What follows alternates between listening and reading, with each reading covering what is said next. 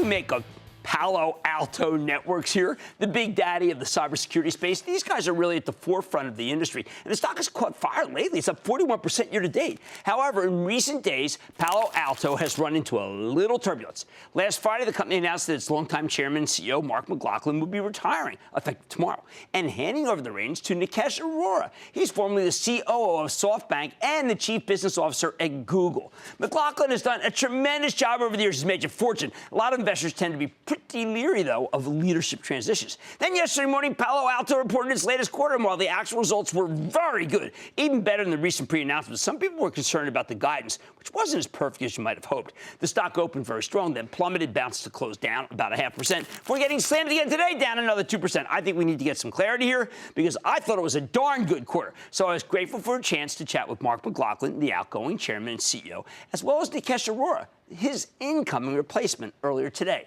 Take a look.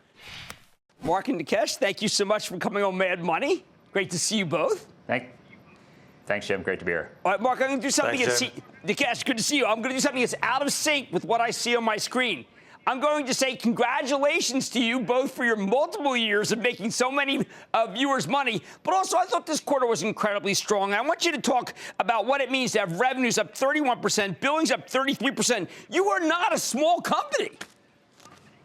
Yeah, Jim, we've done a nice job, I think, as a company to show what's happening in security as there's a really move to platforms.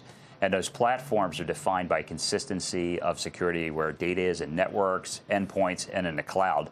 And because of that, we've been growing very nicely at scale. I think we're the largest security company now, and you can see the billings growth of 30+%, like you said, revenue growth of 30+%, very evenly distributed geographically around the world. It's increasingly obvious that people are coming to Palo Alto Networks in droves. We have about 51,000 customers now, and the rate of customer acquisition is very, very high. I'm going to let you introduce our viewers to a man I know well who has done incredible things at both Google, now Alphabet, and also SoftBank. Tell us why Nikesh is a worthy successor as you step down to vice chair.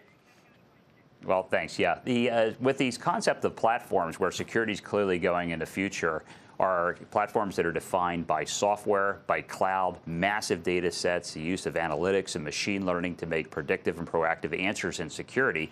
And that's been a big driver of our success. I think the company's going to look different in 5 years than it has today because of the real drive towards those platforms, those capabilities. And with my transition that I've been working on for a while and looking for the perfect person to do that, we wanted somebody who is a very demonstrated business executive at scale and would bring those key attributes to the table to take us where the company's going to be in 5 years.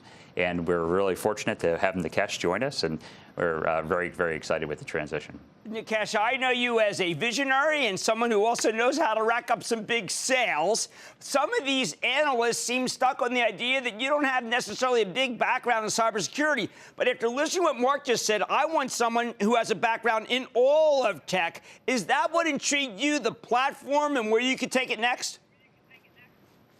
Well, Jim, the good news is I knew nothing about advertising or ad sales when I joined Google in 2004, and I think that worked out. So as far as I'm concerned, look, I needed something to drag me out of my house and go back to work.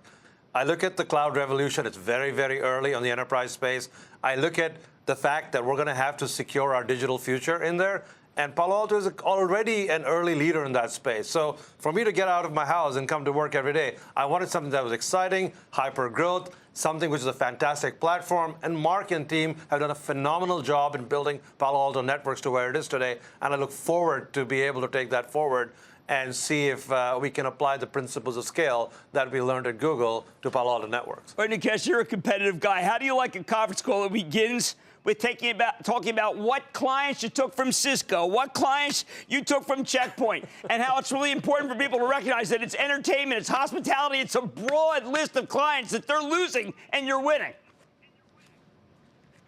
Well, Mark, I think you can talk about the clients we've taken, but Sure. Yeah, I mean, it's just been very consistent, Jim. You know, I've had the privilege of being on the show a number of times, and every single quarter, it's been the same story, which is Palo Alto Networks continues to take lots of customers from all the competition. That hasn't slowed down at all. The win rates are very high, and expect them to continue to be the case in the future. Now, Jim, I'm hoping that, I'm hoping that the clients we take in the future are not just from Cisco and Fortinet and Check Point. I'm hoping that we're taking a whole bunch of clients in the cloud space because that's where this industry is going. Now, Nikesh, one of the things that I've always loved about Mark is he's built coalitions. I often have I actually have every cybersecurity company that's public come on the show. And it's very rare that they ever say that they are competitive. What they say is they're grateful to be on the Palo Alto platform. Who else out there can be part of it? Can SoftBank, which has a very big cybersecurity investment, can they be part of the equation? Well, one of the things which I got really excited about, which I heard Nir describe, the founder of the company, and Mark describe, is this new application framework, where the notion is, rather than look at the industry as point solutions for a lot of things that we do in cybersecurity, let's create a platform where we can bundle and bring the best of breed to the customer to solve their problem. So now, with the new application framework, you can pick your best cybersecurity vendor you like, as long as they're on the platform, and Mark's already demonstrated 30 of them in the conference they had a few weeks ago, and hopefully that number will rise and go to the thousands, then you as a customer can pick the best of breed from that, and Palo Alto Networks has enabled that for you, and to some degree, we're neutral on who you pick, as long as they're being used on the platform. All right, Nikesh, there's a big bridge behind you. And one of the things I've learned about you is you did not burn any bridges on the way out of Alphabet. Have you talked to the fabulous Diane Green about what Google Cloud's doing? Well, I haven't talked to Diane specifically, but I have talked to some other people at Google, and I'm hoping as we go forward, we'll strike partnerships not just with Alphabet and Google, but also with the other big players in the space, be it Microsoft or Amazon or many of our partners in the cybersecurity space. All right, Mark, forgive me for saying this, but you make me feel old when I hear that you're retiring. Tell me you're not really retiring, that vice chair is a launching pad for another whole career, and that you're not going to go into fade into the sunset.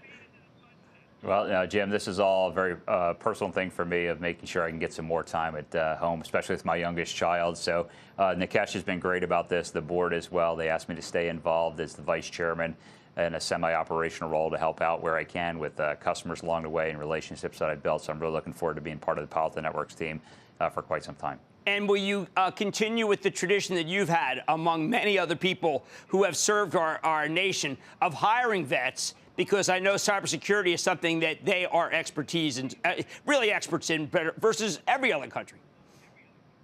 Well, you know, Jim, as we said, our mission as a company is to protect a way of life in the digital age. We've been very honored and privileged to, as the leaders in the industry, to do lots of things underneath the umbrella of that mission, including things we're doing with veterans in tech, things we're doing in the federal space with the cyber moonshot, you know, that I've worked on with the NSTAC, had the privilege to work with the administration on this one, the previous one, this administration, things we're doing like the badging program with the Girl Scouts of America, where we're rolling out all those cybersecurity badges in conjunction with the Girl Scouts.